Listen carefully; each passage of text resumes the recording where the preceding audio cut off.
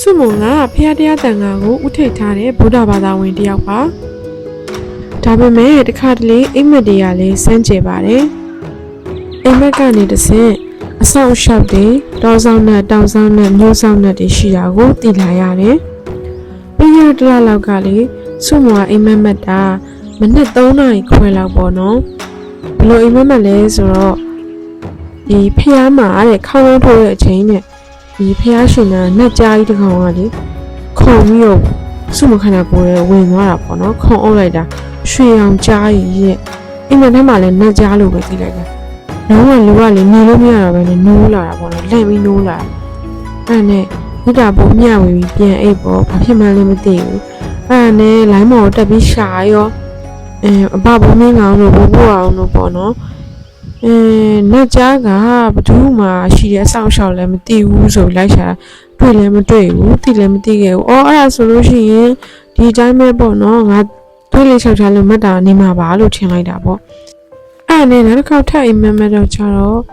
တခါအဘဘုံမင်းကောင်တို့လိုဘိုးဘွားအောင်တို့ပေါ့နော်ဖို့တူတော်ဝင်နဲ့နက်လိုပဲအိမ်မက်ထဲမှာတော့သိလိုက်တာပေါ့အဲ့ဒီနက်တစ်ပါးရဲ့နားမှာဘာတွေ့လဲဆိုတော့ကြတော့ငကားတွေ့တယ်ပေါ့အဲ့ဒါနဲ့အခါလေးအိမ်မက်ထဲကနိုးလာပြန်ရောအဲ့နဲ့ငါစိတ်ဆွဲနေရနေမှာပါငါဘာလို့စိတ်ဆွဲနေလဲတော့မသိဘူးပေါ့နော်အဲ့နဲ့ဒီတစ်ခါတိုက်ဆိုင်ရင်တော့ပြီးခဲ့တဲ့တလောကဒီအိမ်ချမ်းမြေကအမတယောက်ကဒီမှာတောင်ပိုင်းရှိတယ်စောင့်ရှောက်ရှိတယ်ပေါ့နော်ဘဘိုးဆောင်နဲ့အဲ့ဒါတဲ့ပေါ့နော်ဖျားသွားပြီးတော့ဝယ်လဲပေးလို့ရတယ်လို့ပြောတယ်ပေါ့အဲ့ဒါနဲ့ဆင်းမှာတောက်တင်စိတ်ဖြစ်နေရတော့ကြာပြီအဲ့ဒါဒီနေ့တော့အလုံးနဲ့နည်းနည်းပါတာနဲ့ပေါ့နော်မရှိခဏဖျားကိုသွားမယ်ဖျားသွားဖူးမယ်ဆိုပြီးတော့တောင်မော်တက်လာရောအဲ့ဒါနဲ့တောင်မော်တက်လာပြီးတော့ကြတော့ပွဲပေးမယ်လို့ရောအဲ့နဲ့ဒီတောင်ဝိုင်ဖိုးဖိုးကြီးနာမည်နဲ့လည်းဝင်လာရောဆုမတော်တော်အံ့ဩသွားတာပေါ့နော်အော်ဒီမှာဒီဖျားမှာနေပြီးတော့တောင်ဝိုင်ဖိုးဖိုးကြီးရှိတယ်တောင်ဝိုင်ဖိုးဖိုးကြီးမှာဒီနှက်ကြားကိုတွေ့လိုက်တော့နော်ဆုမတော်တော်ကိုအံ့ဩသွားတာဒါပထမအဆုံးအချိန်ရောက်ပူတာဆိုတော့ပေါ့နော်ဟာဒီတိုင်းပဲသိရတာပေါ့နော်ငါအိမ်မက်ထဲမှာဒီနှက်ကြားကခေါ်ပြီးငါ့ရဲ့ခန္ဓာကိုယ်ကိုဝင်သွားတယ်လို့မှတ်လိုက်တယ်ပေါ့အဲ့တော့ကြတော့သိကြတာတစ်ခုကတော့အမြတ်အတန်ပေးဝင်ရမယ်မေတ္တာပို့ပေးရမယ်ကုသိုလ်ကောင်းမှုလုပ်ပေးရမယ်ဖျားတရားများများပို့လုပ်ပေးရမယ်ဆိုပြီးတော့ပေါ့နော်ပို့ပြီးတော့အတိတ်တိဝင်သွားတယ်ဆုမုံကခေတ်လူငယ်လည်းဖြစ်တယ်ခေတ်ပညာတတ်တစ်ယောက်လည်းဖြစ်တဲ့အတွက်ပေါ့နော်နန္ဒကားတွေဘာတွေကိုယုံကြည်အရန်ကြီးရှိတယ်လို့တော့မဟုတ်ဘူးဒါပေမဲ့မကြာခဏအကြောင်းရင်းတိုက်ဆိုင်တာတွေများတယ်မွေရောငကားတို့အိမ်မက်ပြီးပြီဆိုရင်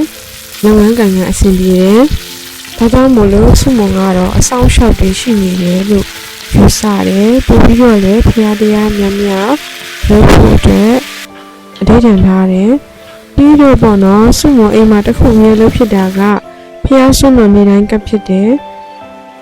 အိမ်တရင်းချက်တွေဟာဖျားပန်းလို့ယူဆတဲ့အတွက်ကြောင့်မို့လို့ဖျားစင်မှာဖျားလည်းဘယ်တော့မှမညှိုးနှောင်အမြဲတမ်းကြွတ်ဆိုင်နဲ့ကပ်ဖြစ်တယ်ပူဇော်ဖြစ်တယ်